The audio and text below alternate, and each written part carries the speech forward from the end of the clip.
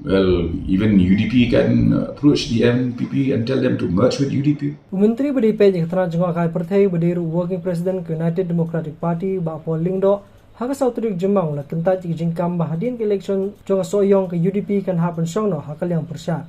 Ulang belajir ekonomi khmat menteri berben pendap ikarai gi pajba gi lai karai haka bagan National People's Party klayo pra nakilai pritli ki shuki hakasi jantia bagi UDP kamshum la yo ye hagaro hills. So what do? You combine the strength of the two parties coming up with the highest number of seats in both sectors.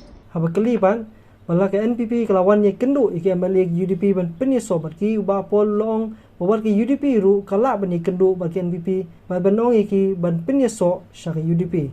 Well, even UDP can approach the MPP and tell them to merge with UDP. What is wrong?